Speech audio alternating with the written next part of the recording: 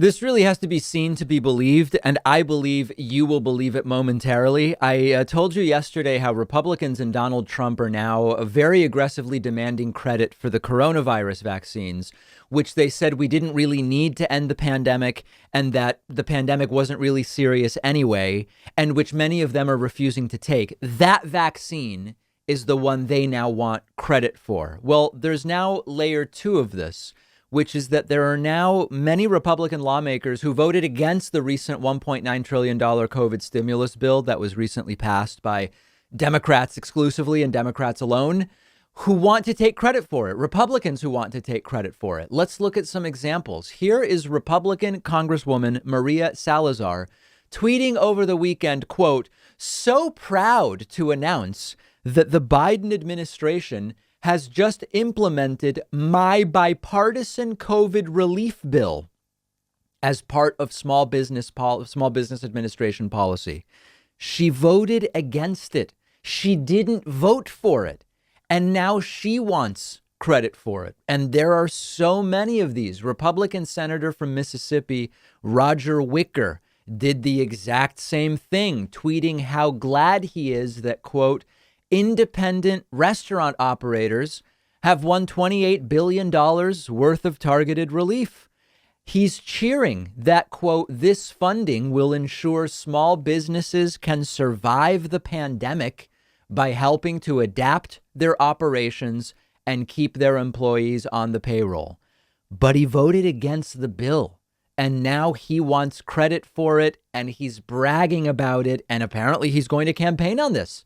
Republican Congressman Adam Kinzinger tweeted that, quote, we owe it to the American people to work together in doing everything we can to get them the COVID relief they need. Bipartisanship is critical in effective legislating, except he voted against it. And there was no bipartisanship despite significant Republican support for the COVID relief bill. And then in a statement that Adam Kinzinger links to, he actually says, today, I'm glad to know my constituents will be receiving an additional relief payment and funding to help improve their access to vaccines, PPE, and unemployment insurance.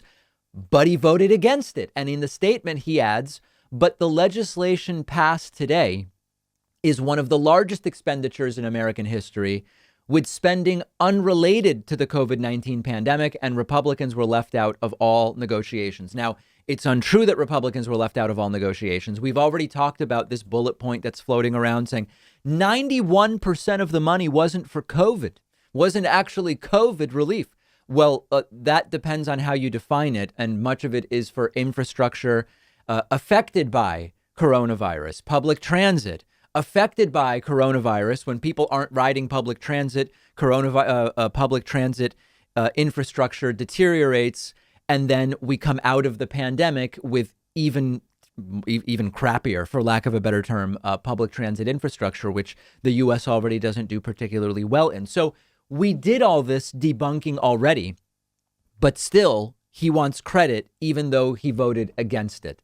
Radical extremist QAnon Congresswoman Lauren Boebert defiantly tweeting that hell yes, you should be getting the money. Why? It's your money, after all, that you already paid into the government in taxes, saying, quote, the framing of stimulus checks is all wrong. This is not $1,400 being given to you by your generous government. This is money that you and your fellow countrymen already paid into the system. So if she thinks it's taxpayer money that should go back to taxpayers, why did she vote against the money going back to taxpayers? How can Republicans who voted against the bill take credit for the bill? And sadly, part of the answer is if their own constituents are ignorant enough to fall for it, and it appears that many are. I mean, after all, they're the same people that voted for Donald Trump. If they're dumb enough to fall for it, why not go with it? And thus, these Republicans are setting themselves up to, when it's convenient, say, I refused the pork of the COVID stimulus. But talking out of the other side of their mouths, they can also say, I am so glad that the Congress I was a part of delivered money to my constituents. They're going to try to play both sides. And in a way, it's kind of simpler for us that they all voted against it. And what I mean by that is, like, if some Republicans had voted for the COVID relief bill, we would have to say, okay, let's see, Rand Paul is trying to take credit for the bill. We have to check, did Rand vote for it or did Rand vote against it? They all voted against it, every single one of them. So if they have an R next to their name between now and 2022, you know they voted against the bill. And we can save ourselves the time of having to actually look it up. If you ever feel like you just don't have enough time to read all the books you want to read, you have to check out one of my favorite apps called Blinkist. Blinkist takes thousands of popular nonfiction books and distills each one down into an ebook or audiobook that you can get through in just 15 minutes, where you're getting all the key takeaways from the book. Just imagine how you'll be able to expand your horizons and knowledge by being able to soak up all of the important insights from 10 different books in an afternoon.